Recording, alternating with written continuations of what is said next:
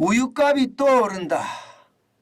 그래서 밀크, 우유란 단어하고요. 인플레이션, 물가 상승이란 단어를 합쳐서 밀크플레이션, 우유가 물가를 올린다. 이렇게 이야기하고 있습니다. 왜 이런 말까지 등장을 했느냐? 여러분 이거 한번 보세요. 2023년 원유 가격 인상률입니다. 10.4%나 올린다고 합니다. 올릴란지 안 올릴란지는 좀 더 두고 봐야 되지만 현재까지는 10.4%라고 이야기해요. 추세선으로 보면 놀랍습니다. 2017년만 하더라도요. 리터당 922원이었습니다.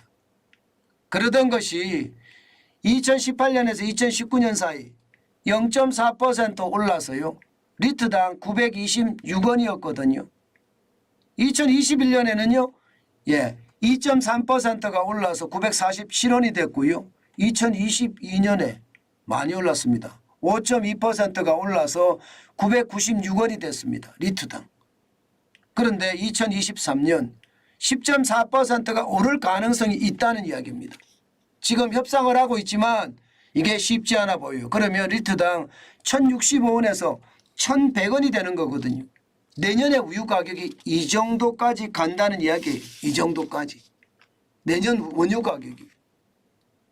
야, 진짜 많이 오르죠. 장난 아니게 오릅니다. 세계적으로도 보면요. 우리 원유 가격 싸지 않거든요. 지금 보시면 106개국 중에 12번째입니다. 레바논이 리터당 4.8달러고요. 홍콩은 3.04달러고요. 대만은 2.97달러. 대한민국은 1.86달러예요. 106개국 중에 12번째예요. 많죠? 비싸죠? 일본은 1.34달러고요. 영국은 1.10달러. 프랑스는 1달러가 안 됩니다. 0.96달러예요. 미국은 0.93달러입니다. 미국에 비하면 지금 2배죠. 2배. 2배입니다. 그런데 낙농가들의 이야기를 들어보면요. 야, 올릴 수밖에 없겠구나. 그렇게 생각할 수밖에 없습니다. 왜냐고요? 여러분들 생각을 해보세요.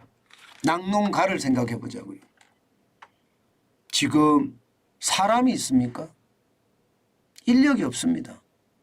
시골에 가서 말입니다. 하루 15만 원을 줘야지 인력을 구할까 말까래요. 하루 15만 원. 게다가 아침 참 줘야죠. 점심 줘야죠. 저녁 참도 줘야 됩니다. 3번을 줘야 돼요. 이러니 말입니다. 이게 사람을 쓰면 남겠나 이런 이야기를 할 수밖에 없는 거죠. 인건비가 너무 많이 올라간 거예요. 게다가 말입니다. 게다가 인건비만 올라간 게 아니잖아요. 사료가 또 장난 아닙니다. 사료가 전 세계적으로 식량 가격 지수가 폭등을 하면서요. 사료 가격도 폭등했습니다.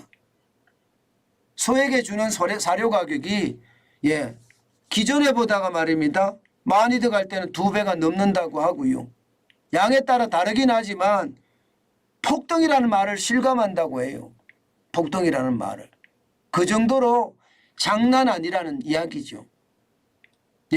어디 그뿐입니까? 공공요금은 또 어떻습니까? 전기요금 말입니다.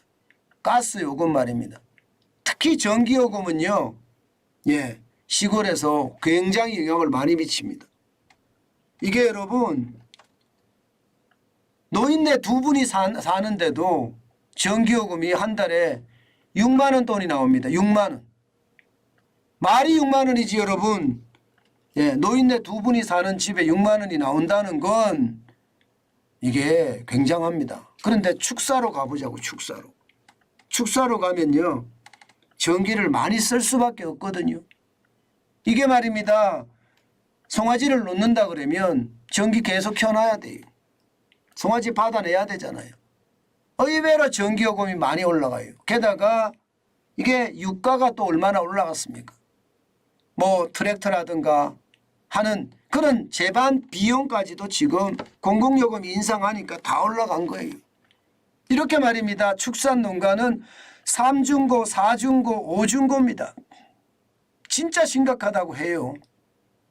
예, 참 이해가 될 부분이다. 저는 그렇게 생각은 합니다.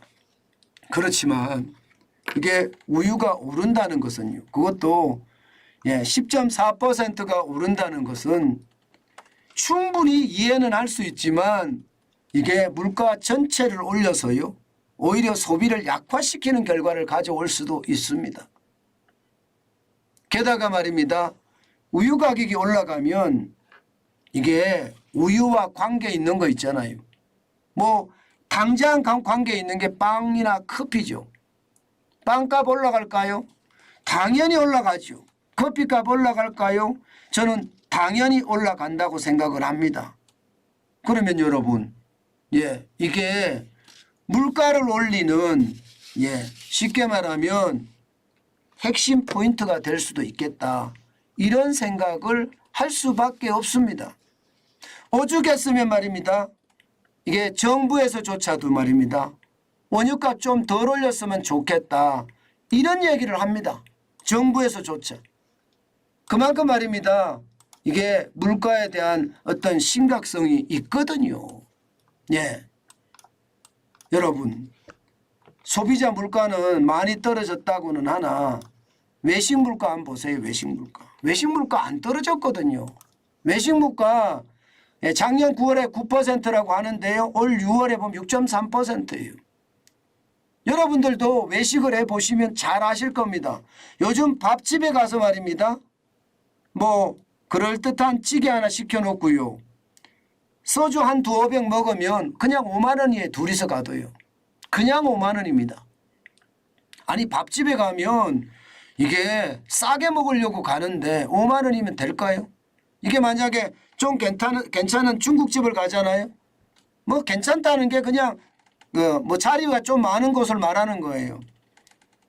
요리 하나 시켜놓고 3명이서 먹잖아요. 그러면 바로 7만 원, 8만 원입니다. 7만 원, 8만 원. 엄청나죠. 부담 말도 못합니다.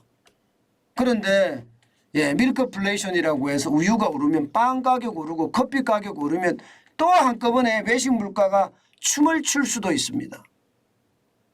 지금 어떻게 생각하면 소비자 물가를 6월 달에 2.7%까지 끌어내렸다.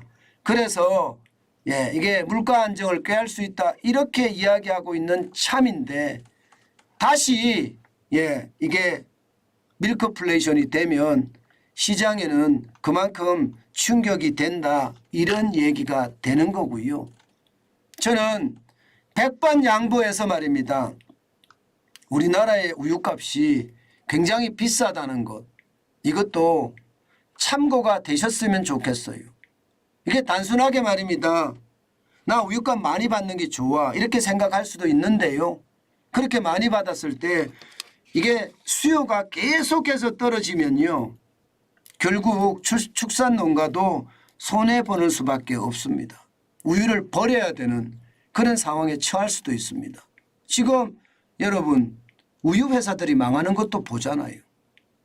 그래서 이게 합리적인 가격, 시장에 우리가 할 수 있는 가격이 뭔지를 지속적으로 보고요. 또 분석하고 세계에서 106개국 중에 12번째 우유 가격을 가지고 경쟁력이 있겠습니까? 이러면 결국 말입니다. 국민들은 국산 우유 안 먹습니다. 이게 해외 수입 우유를 먹을 수밖에 없어요. 더 싸니까. 반드시 말입니다. 여러분. 축산 농가도 마찬가지고요. 이게 축산 농가의 원유를 사서 우유를 만드는 업체도 마찬가지고 잘 타협을 해야 될 것 같아요. 그것만이 밀크 인플레이션을 막을 수 있는 그런 요소가 아닐까 저는 그런 생각도 해봅니다.